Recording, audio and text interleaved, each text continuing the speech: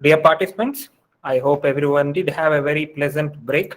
I hope my voice is audible and it's clear.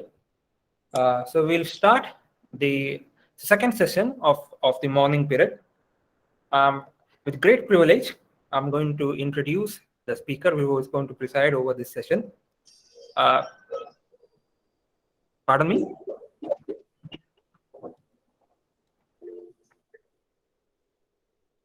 Uh, so we'll get along with this session.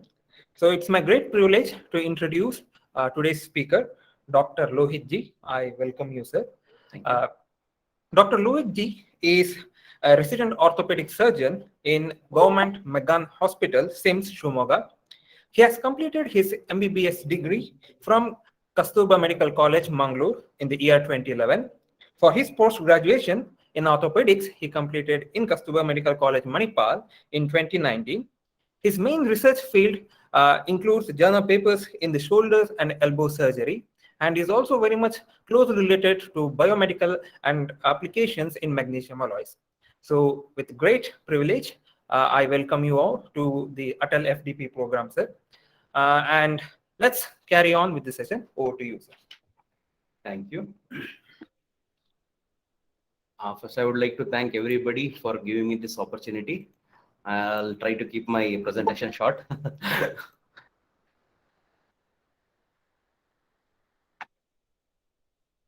Okay.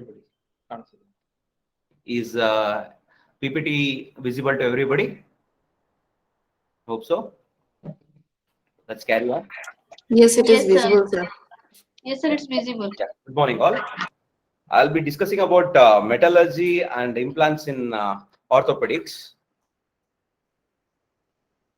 Yeah, the contents will be this history, introduction, basic concepts and definitions, properties of implant material, ideal metal for implants, commonly used metals, and usual problems we encounter, and conclusion. Coming to the history, as you all know, trauma affects humanity in many ways, from RTA to and cell fall. And to fix this fracture, it has been long since being researched. And the use of foreign material like steel, example metal wires, was started by Lepayode and Cisse in 1775, that we are still using in our practice. And Von Lagenbach used the metal nail to fix a fracture of hip in 1840. Lane used plates made of vanadium steel in 1905. Titanium is the most used for bone surgery, and it was introduced in 1950s. Okay. Right now, in general practice of orthopedic surgery, we use stainless steel and titanium alloys. Okay, what is an implant? Basically, I'll go through the definitions of all the things first. First 20 slides will be a little boring, but the definition itself is explanatory. Okay, what is a surgical implant? A surgical implant may be defined as an object made from non-living material that is inserted into human body, where it is intended to remain for a significant period of time in order to perform a specific function. It may include our orthopedic implants, cardiac pacemakers, whatever. So basically, implants are biomaterial devices. So what is a biomaterial? Biomaterial is any substance or a combination of substance that might be synthetic or natural in origin, that can be used for any period of time as a whole or a part of system, that treats and augments and replaces any tissue or organ or function of a body.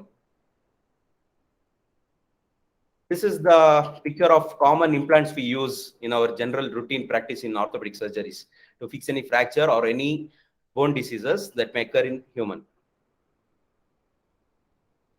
These are the implants. These are basically titanium and steel implants. Okay. When we put an implant, that is a foreign body into our living tissue, that is sure to elicit some response from host. As a bacteria or a virus that comes into contact with the human body, induces infection and many other things like that, and a non-living material also will cause some response from the host. The response occurs at tissue implant interface, where the tissue comes in the contact with the implant. So the response that happens depends on many factors. For example, type of the tissue, the mechanical load the implant is receiving, the amount of motion, the composition of the implant that is made, and age of the patient. Usually, young patients will have better tissue response. The old age and the young will have lesser. I hope I am clear till this. Now, this is basically slides made for definition. This I'll explain when the practical application of orthopedic implant comes in later slides. So I'll just go through definitions. You can just read it. It is self-explanatory. I have tried to keep it as simple as possible. Okay. In metallurgy, in orthopedics, we have to study this basic things about metals, how they behave, and what are the physical properties that affects us. So first is strain. It is defined as the change in the linear dimensions of the body resulting from the application of a force or load. Tensile strength is increase in the length of the straight edge or a line drawn on a body. So compression strain is decrease in the length of the straight edge or line drawn on the body. I hope many people will understand better because I'm a medico and you people are engineers. I don't have to explain all this. I'll just go through this. Shear strain is by a change in angular relations of two lines drawn on the surface. Okay. Deformation. So if any force is applied to any body, it will change its shape either temporarily or permanently. The change of shape is called deformation.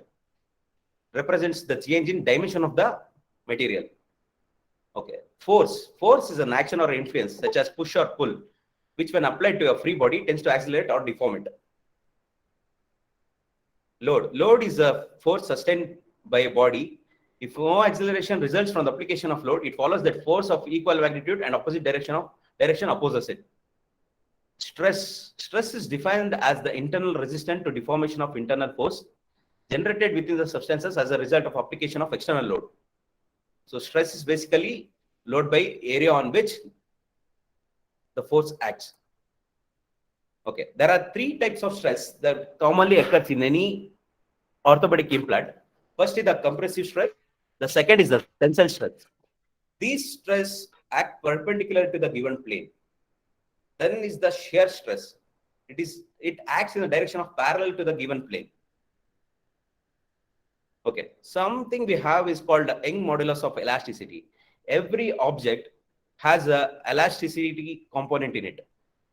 So this modulus is a measure to express the stiffness, ability to resist deformation or rigidity under normal stress.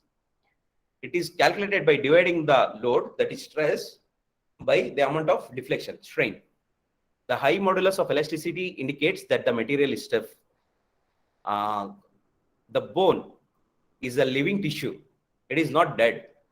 There are millions of cells which are active inside that strong bone. It has a lower modulus of elasticity than a metal. Okay, this is just a diagram to explain the Young's elastic module. So coming to the yield point or limit of proportionality denotes the end of elastic region of the curve. It is a point of the curve at which the marked increase in strain occurs without significance in the stress or the load, or it's the stress beyond the elastic limit that results in permanent bending or deformation. I hope you understood this. Okay, this leads us to this ultimate tensile strength. The maximum amount of stress that a material can withstand before the break is imminent is called ultimate tensile strength. With the application of load, the maximum stress will be achieved. This is the ultimate tensile strength. When exceeded, the metal will break. The ultimate tensile strength is linearly correlated to the hardness of the metal. Okay, this gives another topic that is called brittleness. A material is brittle if, when subjected to stress, it breaks without significant plastic deformation. Example, the glass is more brittle than any metal. Brittle materials absorb relatively less energy prior to fracture or break, even those of high strength. Breaking is often accompanied by snapping. Coming to ductility of the metal. The ductility of the implant material characterizes its tolerance to plastic deformation. The ductility of material determines the degree to which a plate, for instance, can be counted. Materials of high strength, such as titanium or pure titanium, offers less ductility than steel. Okay, this is just a basic diagram to show how the relative values of Young modulus occur. As we can see, the cortical bone is 5th and cancellous bone, which is more elastic, is in 9th. The metals, the alloys we use are above the bone.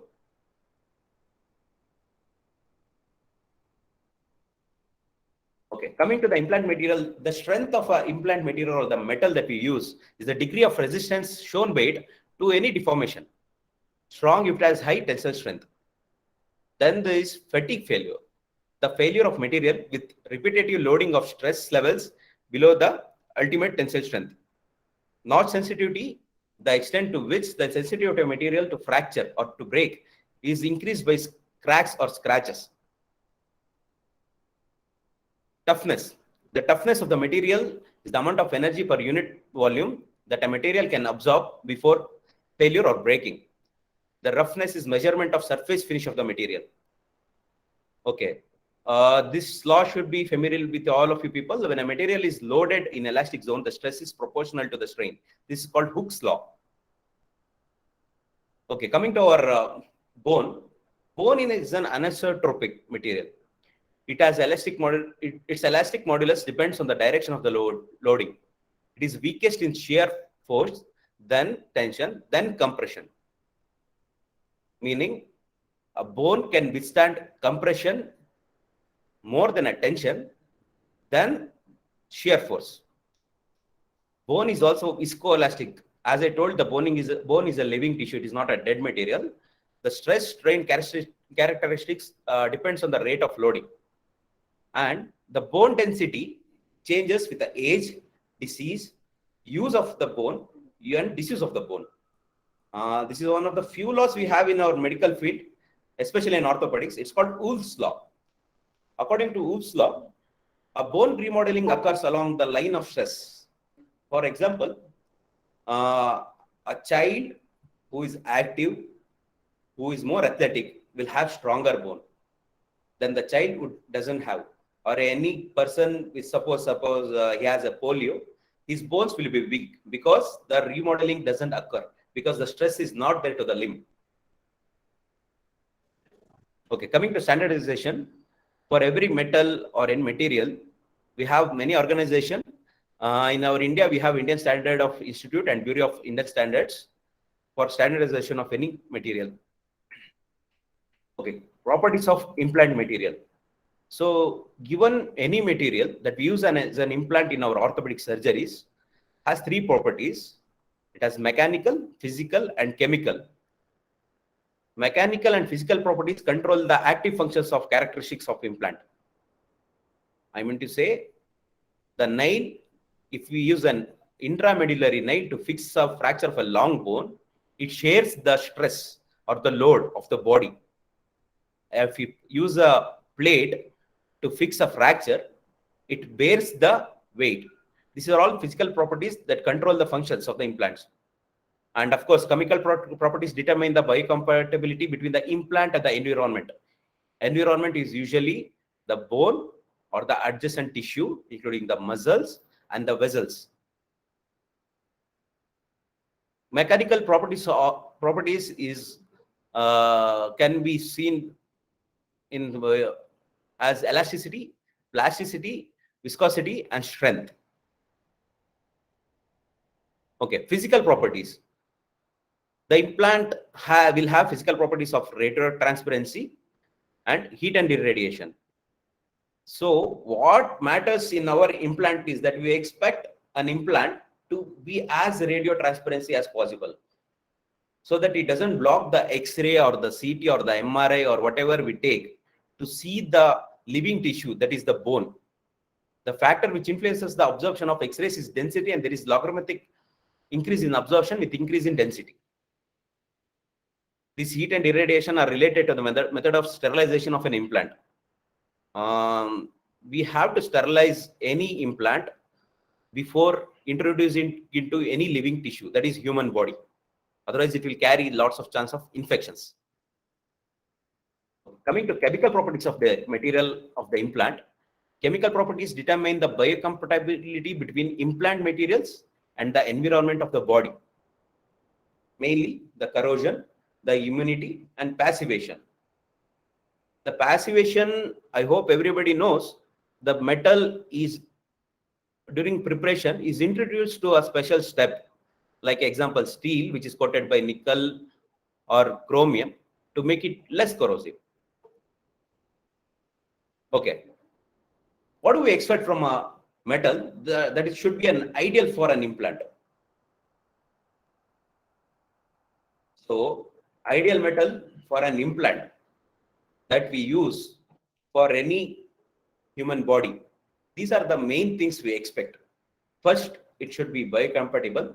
That the material should be non-toxic, non-carcinogenic, or non-immunogenic. Non-carcinogenic, I hope you understood, that doesn't lead to any growth of unwanted tissues that leads to cancer. Non-immunogenic means anything that gets introduced to our body. For example, a virus. Our body tries to defend it by giving immune response through cells and other things. So, if we introduce a non-living material to act as an implant in our body, it should be non-immunogenic. Otherwise, the body will reject the implant. Second, it should be a bio-inert material. Should not elicit a response. For example, a cardiac pacemaker that we use for the functioning of a heart after a cardiac transplant or any disease in cardiology should not lead to any adverse reaction. Then the strength, the ideal implant should have a strength that should withstand compressive, tensile, or torsional, that is shear force. The ideal metal should also have fatigue resistance and counterability. It should not undergo corrosion or degradation. And of course, imaging compatible means MRI or CT scan. Suppose if you use a steel implant, we cannot take an MRI in the patient. I hope everybody knows that MRI, that is magnetic resonance imaging, is contraindicated in patients with steel implants or cardiac pacemakers. And of course, the last and most important should be the economical, because trauma is the most common thing that happens to a human, maybe a kid or a elderly. And of course, we want an economical implant that is affordable by everybody. Okay. Which are the common metals we use in practice in orthopedics? I'm not going to discuss about any other systems. I'm just going to discuss about my specialty, that is orthopedics. So in orthopedic practice, for treating a fracture, there are two ways. One is conservative method, that is putting a slab or a cast. Then there is operative method. That means we try to reconstruct the bone normal anatomy by using an implant. So the common metals we use are iron-based alloys, stainless steel, then cobalt-based, then titanium-based. There are newer metals, the oxonium, trabecular metal, then nitinol, then magnesium alloys. Okay, the common stainless steel, this was introduced in 17th century. Still now, it is one of the most preferable, most favorite, as it is very cheap, and in India, it is most used implant material. It is basically an iron with chromium, nickel, molybdenum, and nitrogen and carbon. The commonest used type of stainless steel are AISI 316L, AISI 440B. The chromium forms an oxide layer when dipped in nitric acid to reduce the corrosion, and the molybdenum increases this protection when compared to other steels. Okay. Advantages of stainless steel. The stainless steel, the first thing comes to mind is it's very cheap. Okay. Then it is relatively very strong, relatively ductile. It is very good biocompatible material. It has reasonable corrosion resistance. Main disadvantage of our stainless steel implants will be susceptibility to stress corrosion. It is mainly used in plates, screws, intramedullary nails, that is the nails that we insert inside the bone. In bone, there is a hollow cavity in between. It's called medulla or the marrow, where we use place a implant and fix a fracture. And external fixators. These are the common things you can see. You can see the bone on the right hand side. It's called a Elizaro technique. We have made a ring construction set to fix a fracture. Then you can see a DCP plate that we use to fix any small long bone fractures. Then of course there are screw. Screw is basically an instrument that converts rotational force into compression force. And the middle one with a bone, white color bone, is an external fixator. This is just representative diagram. I have not put the real diagrams to better understand how we use an implant. So this external fixator is kept for a period of usually 6 weeks to 3 months to fix a fracture. Then we just remove it. We don't go inside. It's called closed reduction technique, in which we don't never open the fracture side. We just fix it from the outside by inserting the pins. That is the external fixator that has a femur bone fixation, as you can see in the diagram on your left hand side, top one. On the right side, we have used the DCP plate that is made of stainless steel to fix a forearm fracture. Forearm has 2 bones, and both of them were fractured in this girl. We have used the DCP plate for that. And on left hand side inferior, you can see some 8 looking margins for a bone fixation. That is nothing but a simple stainless steel wire that we have used to reduce a fracture and treat it. So this fracture, the implant cost will be less than 1,000 rupees or 1,500 rupees. That is the main advantage of using a steel implant. Okay, then we started using titanium alloys. It's basically a titanium with aluminum and vanadium. It is the most commonly used orthopedic alloy right now. And among them, the titanium alloy, which is most commonly used, is titanium 64. As you can see, this is a representation of how we use a titanium plate to reduce and fix a fracture. You can see the plate and the screws that we use to reduce the fracture and recreate the anatomy that will result from trauma or fall. Okay. The advantages of titanium is it is very corrosion resistant. It has an excellent biocompatibility. It has fatigue resistant and low Young's modulus. Main advantage of using a titanium implant is that it doesn't interfere with MRI. The MRI scan, which may be required post-operatively or for any other reason or for any new disease the patient has, it is very compatible. Okay, coming to the disadvantages of titanium, it has not sensitivity, it has poor wear characteristics. Vanadium, in some research papers, it has shows that it causes systemic toxicity. And of course, it's very expensive. A single steel implant, which may cost 10,000 rupees, a titanium nail will cost you more than 60,000-70,000 rupees. More than 80% of the cost. We usually use titanium in intramedullary nails and plates. Okay, these are the common implant we use. The left side one is intramedullary nail with a screw. The right one, which looks like a half semicircular thing, is an implant we use for any osteoarthritic conditions like osteoarthritis of knee or hip. It is called prosthesis. Then we have the screws and the external fixator module. I've just put photo for your reference. Then we have the new generation one. These are cobalt-based alloys. They are used mainly for processes. What do you mean by processes is actually when a long bone has two ends. Any bone has two ends. It usually connects with a joint. So recreating a joint is very difficult. Once the joint is destroyed, it needs to be replaced. So the replacement that we use from the implant that is countered to match the joint of a person is called prosthesis. So the cobalt-based alloys usually have primarily contains cobalt and chromium, okay, and minor amounts of carbon, nickel, and molybdenum.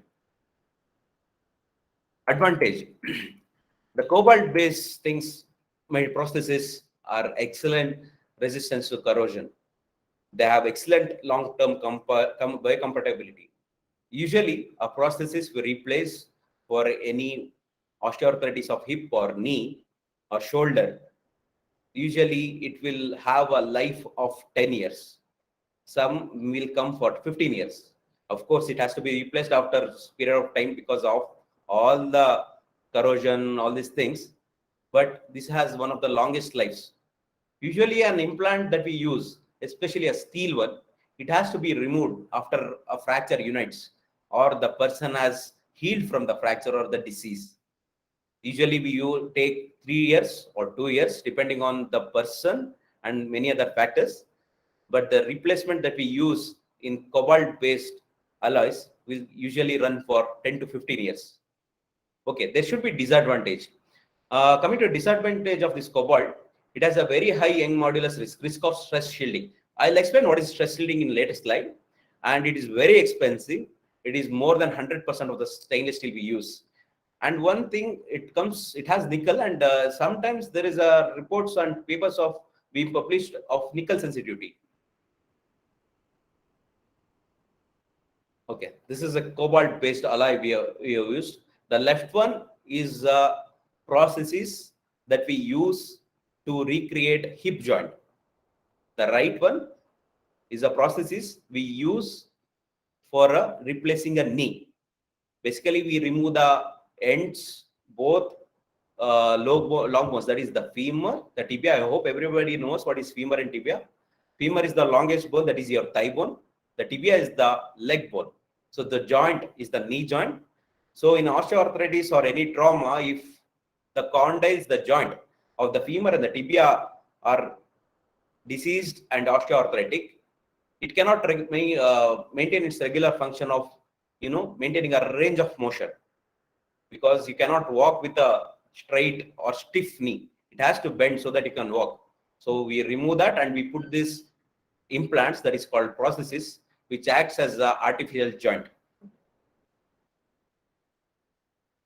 Okay, this is just a comparison. Mainly the yield strength of cobalt alloys is more than the steel. Okay, recently, since past decade, there have been many research going on to find the new metal for a ideal implant. What happens is, the ideal metal or ideal implant material always falls short in one or two categories. For steel, it has all these corrosion things. The cobalt or titanium, they are actually costly and they have their own problems. Okay, these newer materials which are being researched, first is the oxinium. Oxidized zirconium is a metallic alloy with a ceramic surface. Zirconium is a biocompatible metallic element in same family as titanium. So this comes with the ceramic surface coating for a processes. The main advantage of this metal is it combines both of the metal and the ceramic implant material specifications. So it has an excellent fracture toughness and ceramic surface that offers outstanding wear resistance. If you use the prosthesis for a period of years, like I said, or 10 to 15 years, after some years, the metal will start wearing out. So the ceramic surface enables us for excellent wear resistance thing. Okay, this is the latest one. The amorphous and crystalline magnesium alloys. This has not been very researched, but this is the new generation orthopedic implant. In coming decade, everyone thinks this is going to replace the old ones, the steel, the cobalt, or the titanium. It has a better mechanical strength. It has biocompatibility of excellent value, and it is an osteoinductive agent. Okay, this magnesium naturally it occurs in our body. So what do you mean by osteoinductive? It just this material that it does not just fix a fracture, it makes our bone and it promotes our bone to start healing. What I mean to say, as I said, the bone is a living tissue. The magnesium alloys make the bone to produce more cells that actively take part in more healing process and more stiffness of the bone. And the main advantage that has come with our magnesium alloys, it is a biodegradable product. So you imagine you want an implant. Suppose you use a steel implant to fix a fracture of a long bone of a femur. As I told, after some 2-3 years, all these corrosion things will come and implant will fail or fatigue will start happening, and the implant will start acting like more of a foreign body. But this magnesium alloys has the advantage of being a biodegradable product. Like, what do you mean by biodegradable is, you put an implant in any part of the body. After years, your body, it shows the normal immune response, and it usually after the function of the implant, it starts degrading naturally without any adverse effect. This is the main advantage of magnesium alloys. This is another new concept that is that we are using in fracture fixation. So bone, as I told, is a living tissue. It is a meshwork. It is not a straight line. The cells are not in straight. It's a woven bone with a mesh that gives the strength to the bone. So similarly, the scientists have tried to recreate the anatomy at the cellular level using a tantalum metal. So these deposition techniques create a metallic strut configuration similar to trabecular bone. Trabecular is the mesh network of a bone that gives its hardness or rigidity or whatever. So the crystalline microtexture, it conductive to direct bone opposition. What I mean to say is basically helps in healing fast.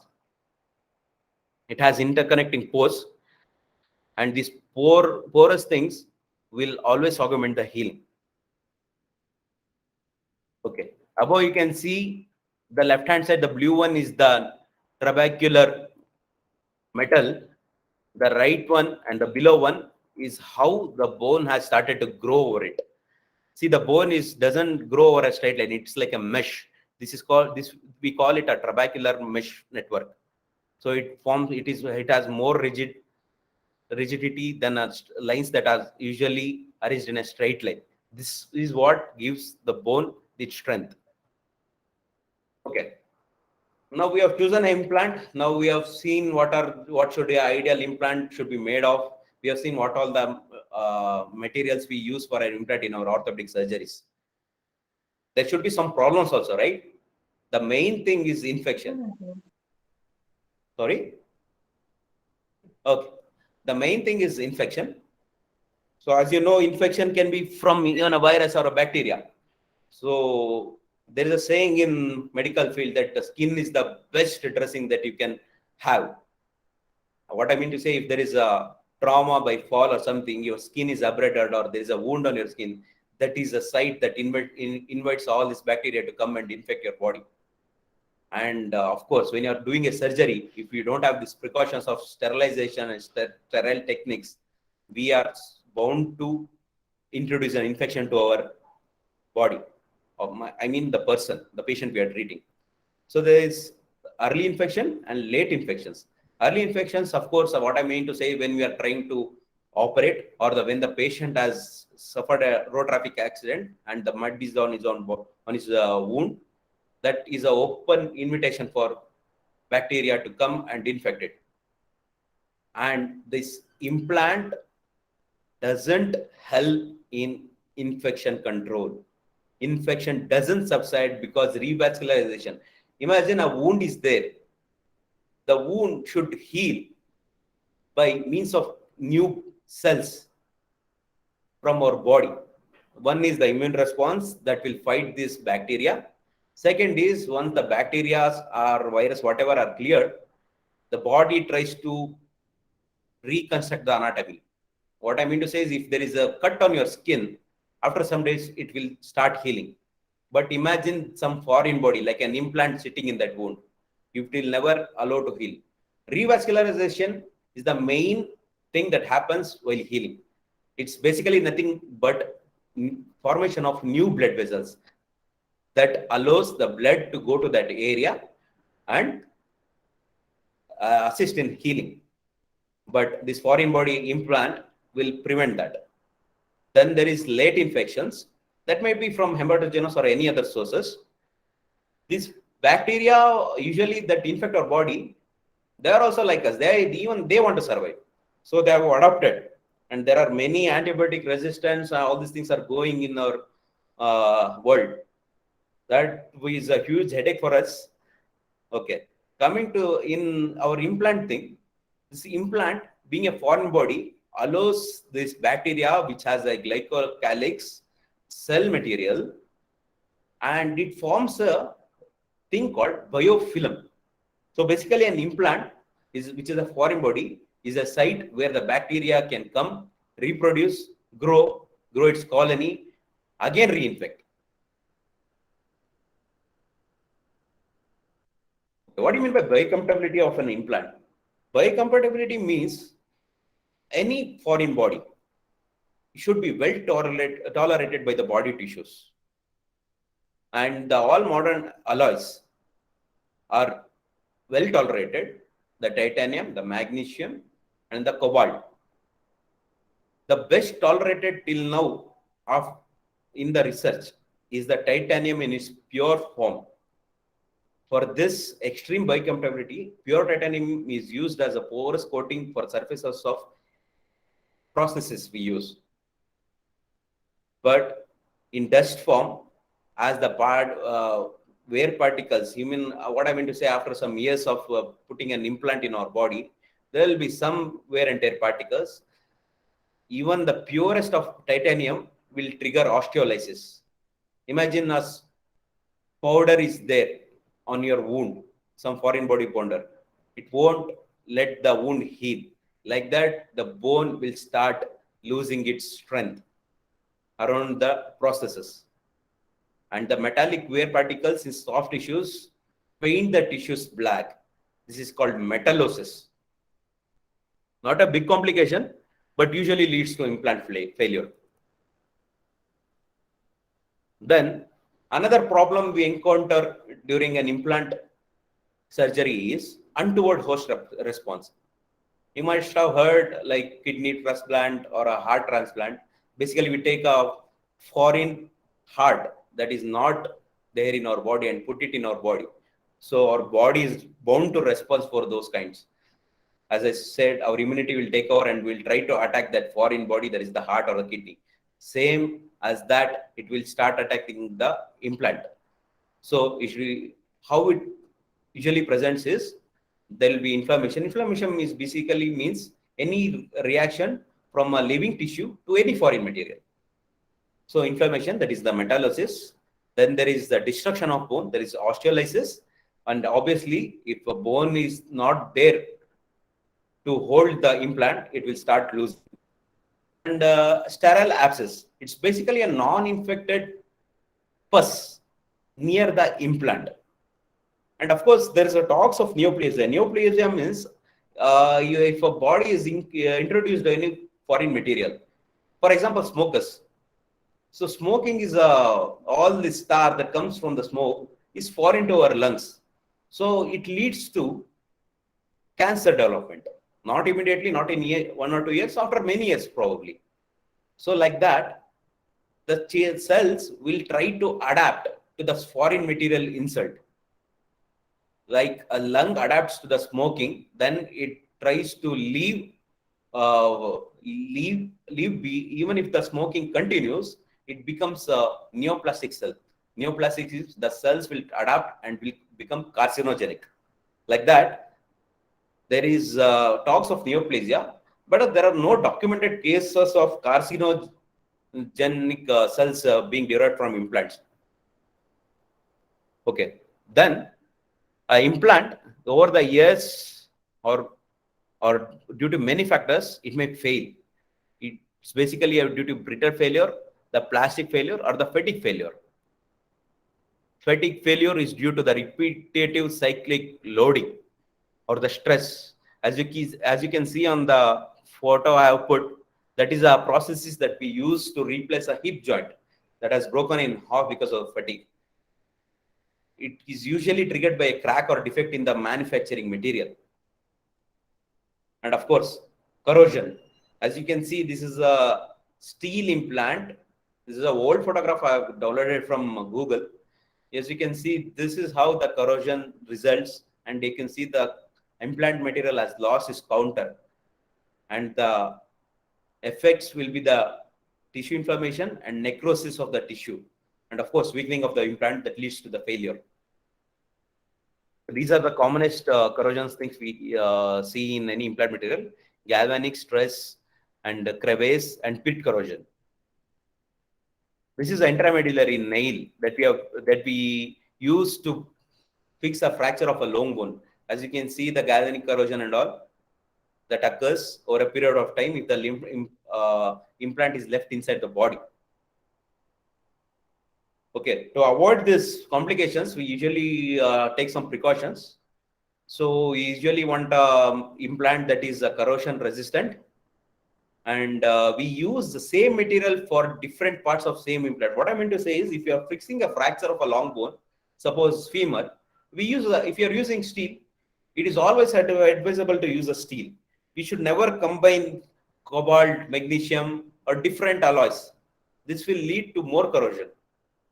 And of course, avoid instability during fixation and all transportation and during preparation. How to avoid metal toxicity? Nickel is one of the most cytotoxic agent and it's allergen.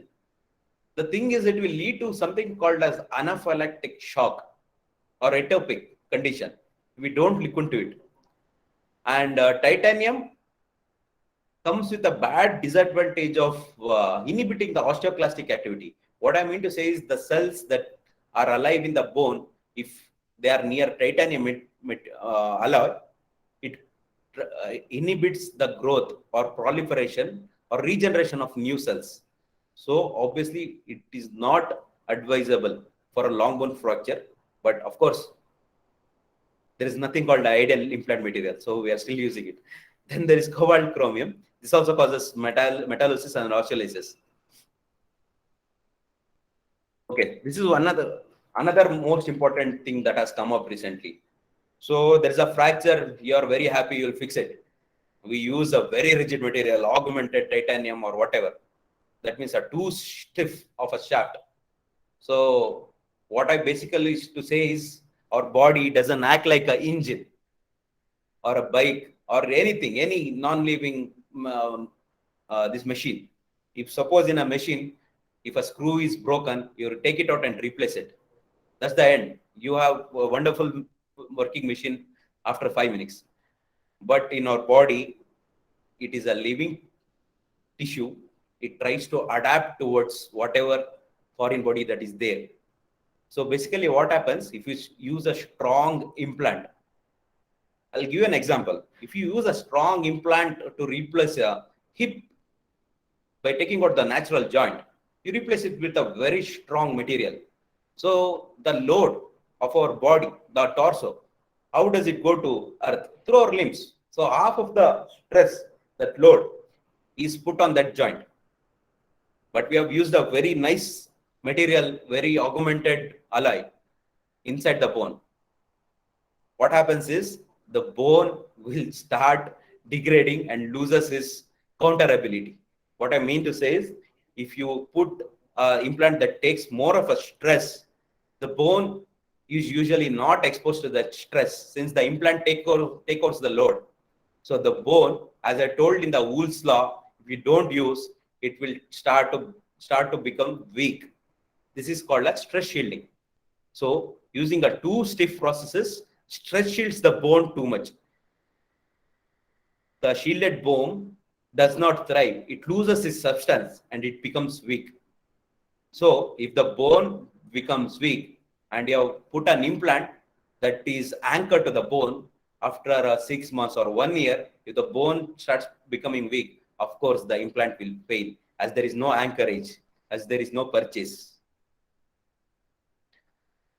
You can see in this photos, this on the left hand side is prosthesis we have used for replacing a hip joint. As you can see in the first x-ray, the bone is clear. As the years go by, the bone next to the implant has become weak. This is a normal x-ray. So the bone, which should be looking healthy and it should be little radiopaque, has started to disappear because the implant has taken the load. And after this some years, the implant will start to fail because implant cannot just act as a single unit. It should act with the bone. The right hand one is the knee replacement prosthesis we have put. As you can see, the bone has lost its counter in the second photo. Okay, coming to conclusion. So for all orthopedic surgeon, what we have to know is body or a bone is a living tissue. And we have to have an adequate knowledge of implant materials that is make an essential platform to making the best choices for the patient. So all the factors come into play. Most of the existing implant materials fall short of one of the other criteria to be an ideal implant. Like I said, steel, it's very economical. It has all these problems of corrosion. Titanium, it is costly. It has a very strong thing, but it has all these sensitivity issues. As in same as in cobalt or nickel, it causes hypersensitivity. So advances in biomedical engineering will go a long way in helping an orthopedic surgeon, because orthopedics is one of the main branches of medicine where the trauma is usually the main disease that affects many people. I'm sure every one of you would have undergone a trauma some or the other day. I'm not saying you have been operated, you might have undergone some trauma. So the zirconium, magnesium based alloys with trabecular metal shaping are promising for biomedical application besides of being an ideal implant.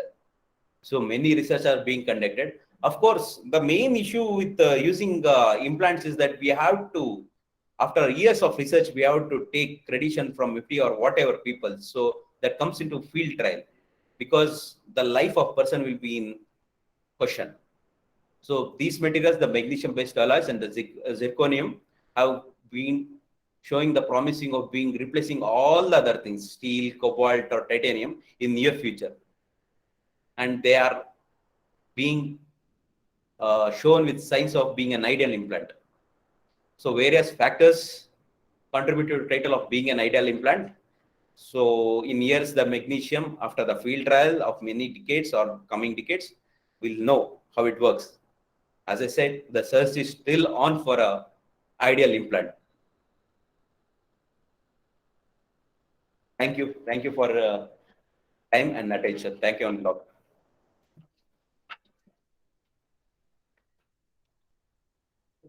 Any questions? Participants, we are very thankful for Dr. Lohit for coming over here in his very schedule and sharing his information on biomedicals and bio materials which can be useful.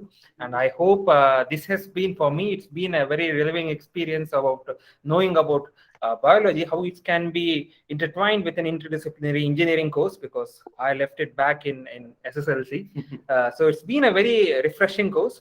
And the session is open for queries. Dr. Pankaj Kumar Singh, you may ask your query now. Myself, Dr. Pankaj Kumar Singh from IIT BHU. Sir, tell me. Your presentation was nice. Thank you, sir. One experience I want to share with you. Sir. What I found that the doctors are very much interested in doing the implant rather than the old methods, that is like the plaster method and other things that were already used. As what I think, they are more interested in earning as well as developing the research. Do you think that? No, sir, nothing like that. In our setup, we usually try to conserve as much as possible. Conserve means we try to treat the patient with slabs or cast, as you told. That is very cost effective. But there are some areas like the joint or epiphysis that are biological things that cannot be recreated with a simple cast. So there are some fractures that has to be fixed using an implant. Otherwise, it will all cause other complications like malunion.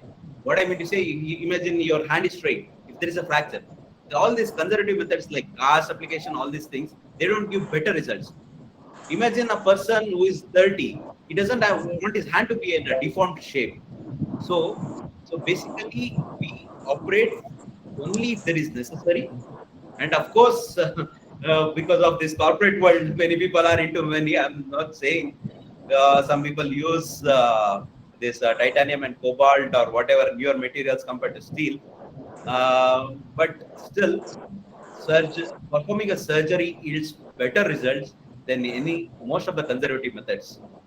Because usually conservative methods that we use to fix a fracture or all these things, usually reserve it for very young patients who have excellent bone reforming and deformity correction things, or very old patients who are not fit for a new implant or to undergo any surgery. And as I told, the joints, all these things cannot be cured using a plaster. So imagine a joint is broken. We have to replace it in most of the scenarios, unless the patient is not so fit to undergo a surgery. Achha, one last question, sir. In the elbow, whenever any metal is inserted or implanted for the joint of the elbow, up to how much time it should be kept in his or her body so that it go on to repair that part? Yeah. Sir, as I told, the implant is a foreign body that is going to show some adverse things, and how, of course, our body is going to give a response to it. So basically, as I told, the steel implants that we use are preferably should be removed within 2 to 3 years. Preferably, I'm not just saying for every patient. It depends on what type of surgery you have done and where the implant is. Suppose the implant is near the joint, that has more problems. Implant is outside, somewhere in the periphery where the bone is near to the skin. Those things doesn't cause much problem. So ideally, a steel implant should be removed years to avoid any future problems. And alloys, the other things, the cobalt or magnesium used, they are showing promises of being inert without causing any problems up to 10 to 15 years even in elderly patients. I'm just giving a general idea. Of course, it all depends on a person, sir, because each and every patient is a different biological system and is going to react differently to each of the implants that we use. Means after 10 to 15 years, it should be removed. It's not that it should be removed. Imagine there's a hip surgery that is gone for a elderly lady of 60 years who has a joint loss of hip joint due to trauma or whatever. Usually the wear and tear, the warranty that comes with the implant is usually 10 years, sir. After that, it will start showing all this degradation, corrosion. That is why we are having this talk so that Okay, we will okay. get a net element that can stay in our body for more than a period of so many times or till our death. So usually we give a warranty of 10 years for any prosthesis, that is the joint replacement metals and the intramedullary nails. Usually, ideally we remove it by 2 to 3 years, depending on the patients. It's a general thing I'm telling. Okay, thanks a lot, sir. Thank you, sir. Thank you. Participants, if you have any kind of queries and you are not able to speak because of your network issues, you can also write down in the chat box, as is Subhahini Krishna, I think I'm naming her correct, has a question. If steel undergoes corrosion easily, if it is used in an implant material, what are its side effects? Yeah, I have just discussed, right? There will be steel is why we use steel. First, I'll tell you why we use steel. Steel is easily available. It is easy to make, and iron is naturally occurring in our body. So, but the implant that we use that is made out of steel usually will start showing all this corrosion and other things after some period of time. And of course, steel has more sensitive reaction from our tissue compared to our newer alloys, that is titanium, magnesium, or cobalt. Then what is the question? It is used as an implant material. What should? Yeah, that is the side effects I told you. The side effects will be: imagine there's a stainless steel in your long bone of a femur. It starts acting with your femur, which is a living tissue. So femur will react to it either by trying to destroy the metal. Of course, it cannot destroy the metal. Our body cannot digest a metal, that is steel especially. So steel will react back. It will cause corrosion, toxicity, and it will cause metallosis, all these complications. These are the side effects. I hope I answered the question query. I suppose so, sir. It is answered. Participants, any more queries for this session? We are open for queries. And as mentioned by other participants who did write their questions in the chat box, you're also feel free to write the questions because the knowledge is always good to share.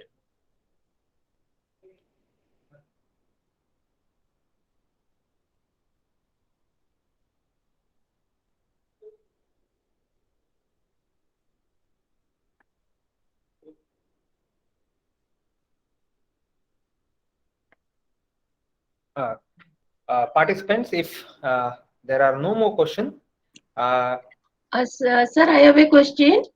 please go ahead. Yes, sir. Sir, is there any prior criteria, like whenever we are putting any outer side body part, like in femur or knee or any joint part? So, is there any prior medical test we are doing? Because all the humans are having different biological components. Yeah. So, we don't know okay, which thing will suit, which metal will suit to which person, all those things. Is there any test kind of thing, or what is the criteria that we are choosing this person suits do with this type of metal? Is there any criteria as a doctor? What you can suggest? So, I just told you, right, what an ideal implant that is criteria we require, expect from the many metal that is used. So I know every person's biological system is different, but these common materials we use, that is the stainless steel, titanium, cobalt, magnesium, these are the alloys which are relatively bio-inert compared to other elements that occur in the world. So they have been used for past many years and many centuries, especially the steel, that has promising progress for any fracture healing. There is no particular criteria. Of course, in India, the main criteria will be your economic status. Other than that, if a person who is affordable can go for a newer implant, that is a magnesium based or the cobalt based. Usually, as I discussed previously, the stainless steel has its own disadvantage, the cobalt has its own disadvantage, and the titanium has its own disadvantage. There's no particular criteria. Only thing we have to make sure that the person doesn't have a allergic reaction to the implant we are using. That's it. Sir, allergy means unless until we put that material, we cannot know, na? Sir, Yeah, how prior to that, how we can know that That's person what I is said, having ma'am. that allergy? Yeah, that's what I said. These materials we use, the most common materials we use, the stainless steel, the cobalt, the titanium, are relatively most bio-inert compared to other elements. We are not making a intramedullary nail out of copper or gold or silver, because these things have been used in the past by many surgeons, have been researched, and have they put for their papers, thesis, and we have all agreed, or because the medicine right now is evidence-based medicine. We cannot just put some unknown material into our body. It is all evidence-based. So what I'm saying is, basically these metals are select ones. These 4-5 metals are the select ones that we use for an implant material to make.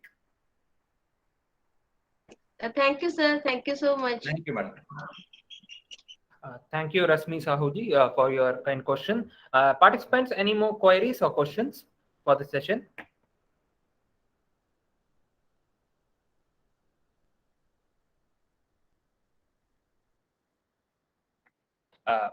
Sir, Shiv Kumar R is actually asking how is the cost-wise selection for any kind of material. I think more of the session is about not the physical trauma, it is about the economical trauma which induces whenever we undergo Yes, accident. sir. Yes, sir. As I told, even in our setup, the most common implant materials we use on our government setup is the steel, because most of them are from below poverty line patients, and steel has been used since 3 centuries, and simple steel material is good enough to promote healing or whatever. Of course, it has its own side effects, and as you said, even if you buy a Audi or a Maruti 800, people will ask how much mileage it will give. That is the main thing the Indians will pick. Of course, this is the main thing I told you. This is one of the main criteria that chooses or makes this one for our ideal implant. Of course, it all depends on the setup and the area where how the person's economic status is. And this one, so just imagine, sir, if you are a good earning guy, obviously you will want a best of the thing that is available, like a magnesium based alloy. If you are a poor patient, you will settle for a stainless steel implant. That's it, like that. It's all depending on the person, sir. I hope the query has been answered, Shivkumar R. Any more queries? Please write it on the chat box. We're always happy to discuss this. Any questions? Can also raise hand, or you can unmute yourself and ask the question.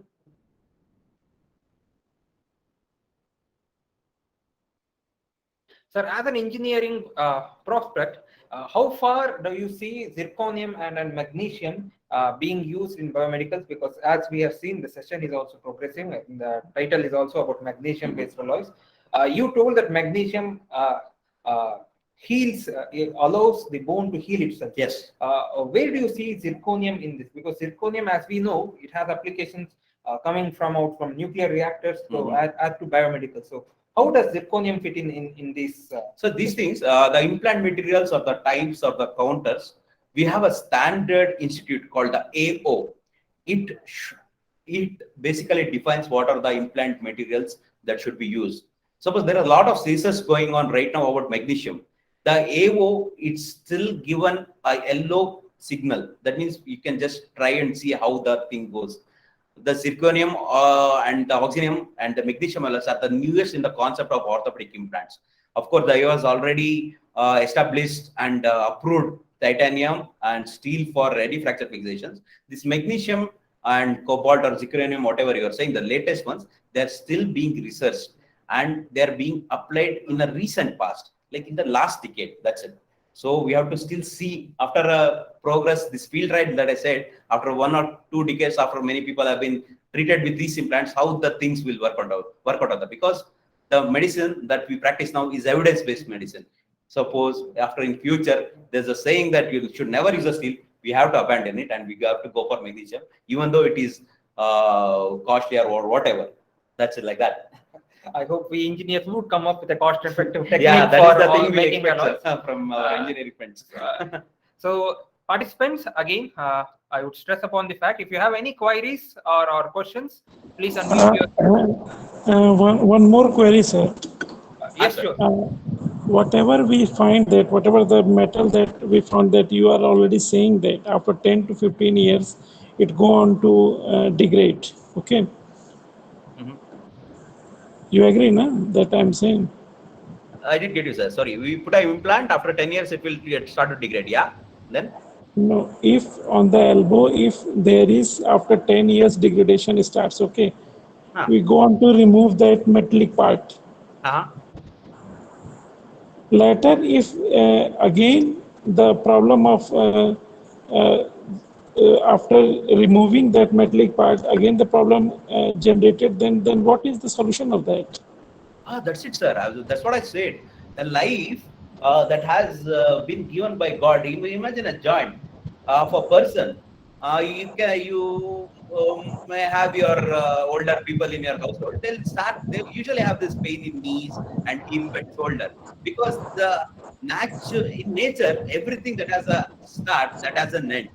And what I mean to say, if a life is created, one day the life will end. This is nature. Like that, in artificial things also, we replace a joint using a processes, and the shelf life is usually 10 to 15 years.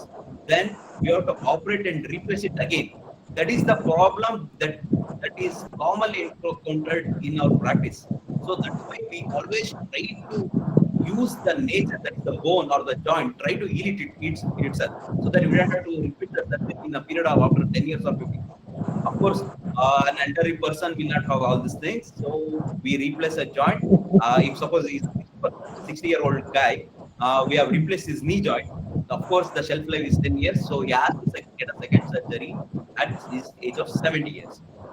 The other things that can be treated, like a long bone fracture of a femur, if you use a nail, that can easily be removed after a period of 3 years. Why I'm saying is this: the bone would have healed, the fracture or the broken bone would have gone and gone back to the original anatomy that was there before the incidents, the bone breakage. What, sir? What I said? Understood? Yes, you are correct. Whatever I was saying means there is the Yeah. requirement of replacement of that metallic part. Again, Yes. if healing doesn't Yeah. occurs. So basically, in processes things, we have removed a joint and put an artificial joint. So that artificial joint has a period of 10 years, and then we have to replace. But in any other fracture that we have shown in the diagrams, we use a metallic rod that is made from stainless steel. That acts as it shares the stress and allows the fracture to heal. After 3 years of you have your normal anatomical bone in the body, so the implant can be removed easily. That's it. It's like that. But the joint cannot be recreated. So we replace the joint. That joint has a life of 10 years, like that. Okay, thank you, sir. Thank you, sir. Participants, if there are no more questions, if there are so, then please do share your questions in chat box or raise your hand or unmute yourself. We'll wait for another few minutes.